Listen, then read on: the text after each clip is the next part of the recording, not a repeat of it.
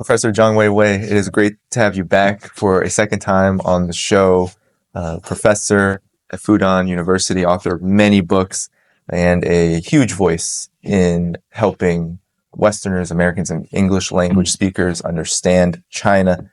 So I don't want to waste so much of your time because we have a lot to cover. I wanted to begin on the military front. We just engaged in a conversation here at the Shanghai Institute of American Studies about China and U.S. relations.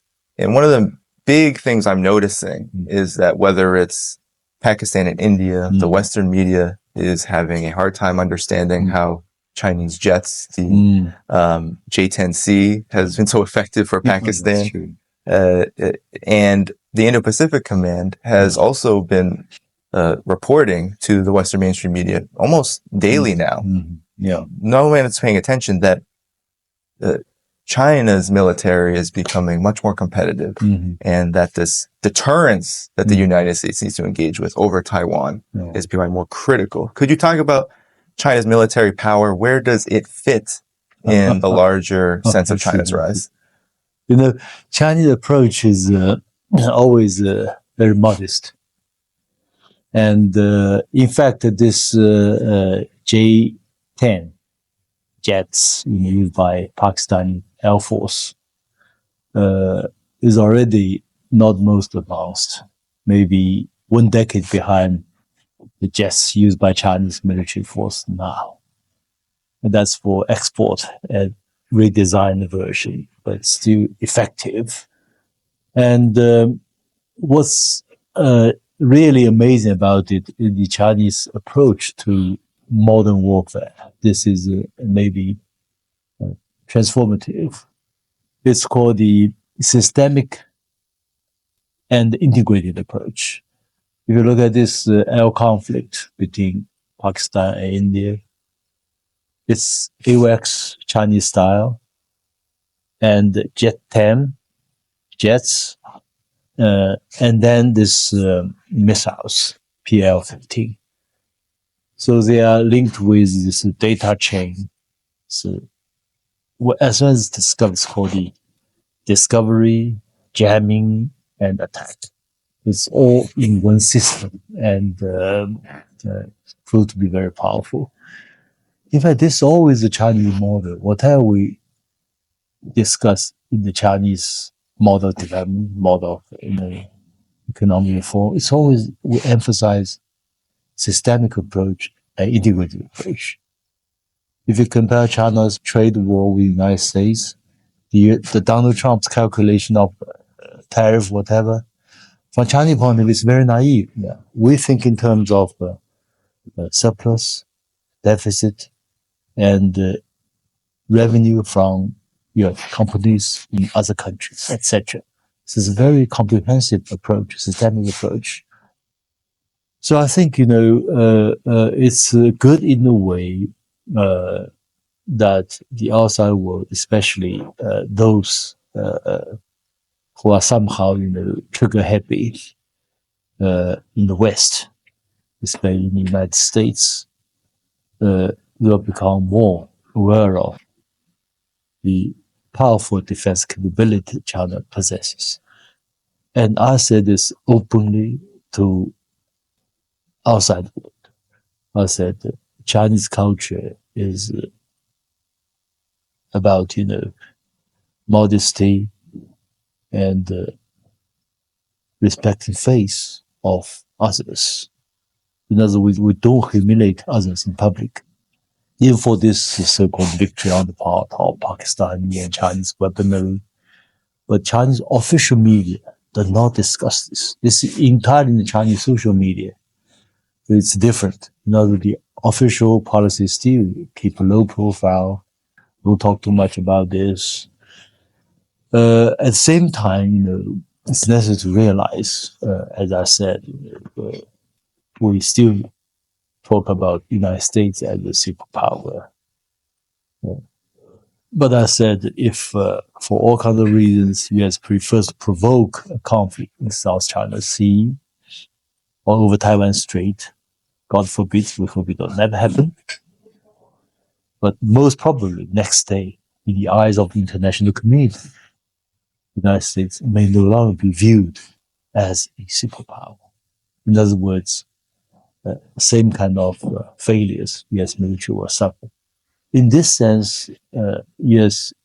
Secretary of Defense is, in a way, honest.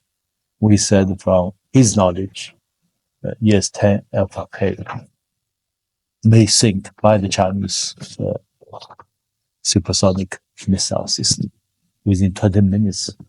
I said maybe within 1 to 3 hours, but he said within 20 minutes. Maybe he had better information than Well, I wanted to follow up then because earlier in Trump's administration, during the beginning of the trade war, China's foreign ministry came out very strong and said China is ready to fight what China's foreign ministry spokesperson said, any type of war, trade war, any kind of war. What is the perspective of the Chinese people of China when a statement like this is made? Because in the West, in the United States, there was a bit of a shock, especially to those who have been in the mainstream media talking about China in a very, I would say, schizophrenic way, right? All powerful sometimes and collapsing on the other. Maybe at a certain point of time, it's necessary to, have this kind of straight talk. Otherwise, there could be misunderstanding. And Chairman Mao famously said we should talk in a language understandable by the imperialists. So that could be a Chinese approach at certain point of time is necessary. And even with this tariff war, and China also said, we can fight. If you want to fight this kind of war, we'll fight to the very end of it.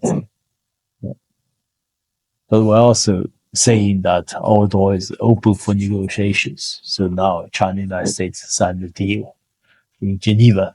Do you find that it will be more and more necessary as U.S.-China relations continue to take shape from now into the future to be more straightforward, like China's foreign ministry has been of late? Because I think in the United States, one of the big problems with perception is that some believe that China does not stand up for itself enough, that it is not standing up to the U.S. to a sufficient degree, while others believe that, of course, China is this major aggressor that is essentially looking to supplant U.S. dominance with its own kind of dominance. What's your thoughts? And from my, knowledge of the American culture, I think this culture respects the real strengths. If you look at Donald Trump's personality, he respects strong country and strong leaders. So it's not that bad for Chinese today to talk frankly with their American counterparts to reduce as much as possible any misunderstanding. And on my part, I'm always be very frank in talking about Chinese model, Chinese approach. As I just explained, I wrote back in the year 2006 for an article for New York Times International Edition. I said, in the global south, Chinese model will be far more attractive than the American model. That was so many years ago. I think it's also the way most Americans like. They prefer candid talk rather than roundabout talk. And this is for better communication. This is also something we learned from the United States.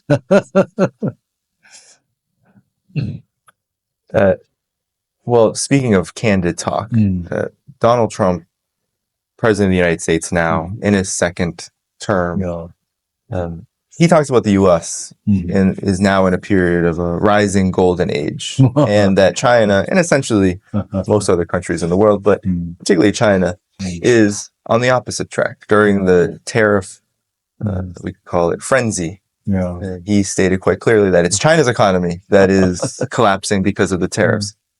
Talk about the reality of this from the Chinese perspective, because I know you've written so much on not only China's rise, but how it compares to where the United States is going. One disadvantage for many American politicians, now including Donald Trump, is their somehow misinformation of China. And of course, that has to do with, for so many decades, this American mainstream media have such a distorted picture of China. And for us, as scholars of international relations and big power relations, sometimes, as I said, we try to explain China, real China to you once, twice, 3 times. Then we are fed up. So we live in darkness. We don't care. If you look at this American media coverage of China, even today, it's always, real estate bubble and unemployment, youth unemployment, and government debts. All these problems are being solved. It's so outlandish. So I think it's you have to be on the spot, come to China, and do field investigations, as we do in China.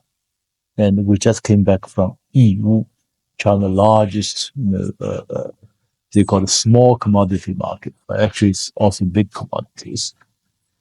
I checked with the owner of many shops and also the manager of this city, this complex.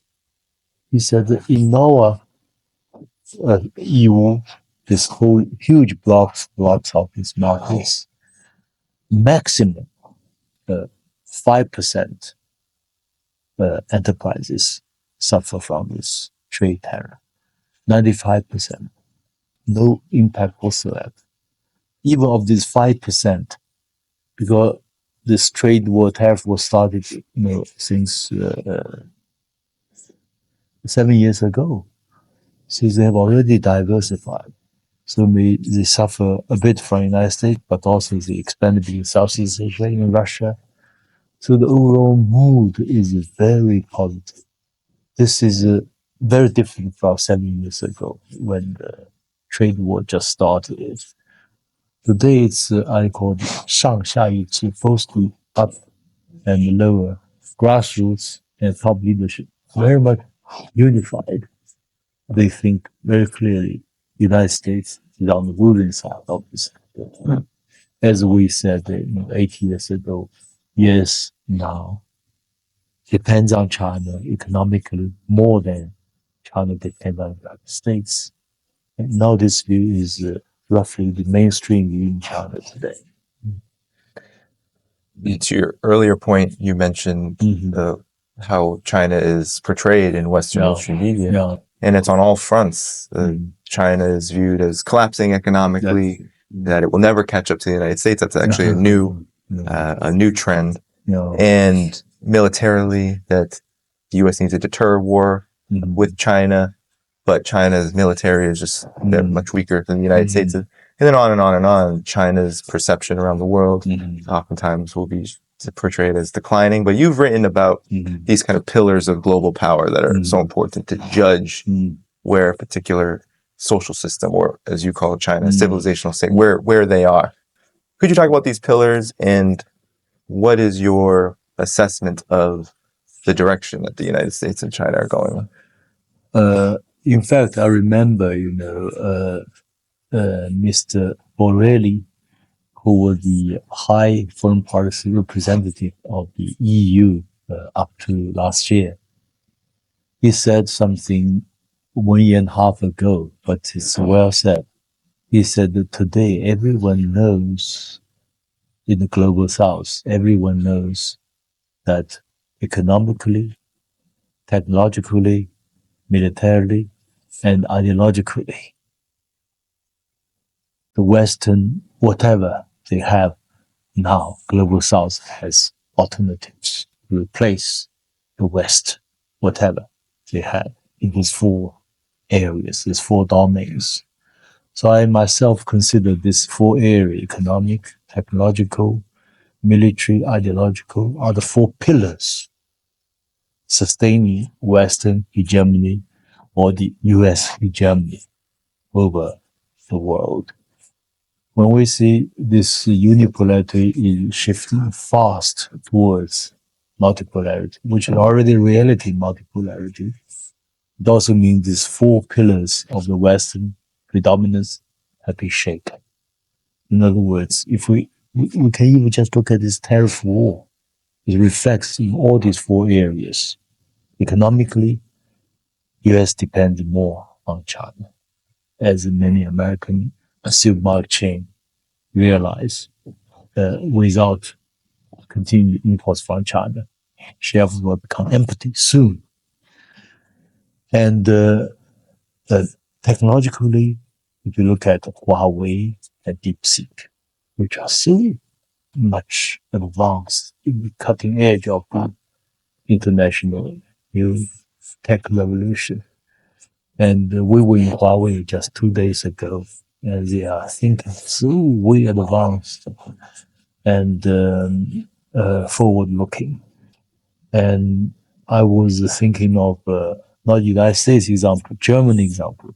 Germans produced this so-called German Industry 4.0, I think 10 years ago. And China was inspired by that German plan, and they initiated this Made in China 2025. Now it's completing it. And German Industry 4.0 failed completely. One major reason is they were under pressure from the United States. They're not allowed to use Huawei's 5G products. So without 5G, you cannot have intelligent economy. So militarily as well, I quoted just now the Hex's observation. Maybe China can sink all US aircraft carriers. Ideologically, when China put forward this idea of discussing together, building together, benefit together, with BRI initiative, it's an ideology. It's about equality, mutual benefit, that focus on people's livelihood. That's one reason why BRI has been so much well received abroad. By at the end of last year or the year before, already about 150 countries joined in, and over 5,000 projects, $1 trillion and more dollars invested. So it's changing. In other words, today it's already different. It's a multipolarity. But what we need today is not only multipolarity or multipolar world, but also multipolar order. This is something still in the making, and we should work together. Hopefully, the United States will join in, but it's not easy. Europe will join in, and Global South are happy about this. Yeah. In maybe the 1 to 2 minutes that I have you left, do you believe that the United States and China are closer to war now or farther away now than with the advent of the transition from Biden to Trump? From my observation, actually, U.S. military is far more cautious vis-a-vis China.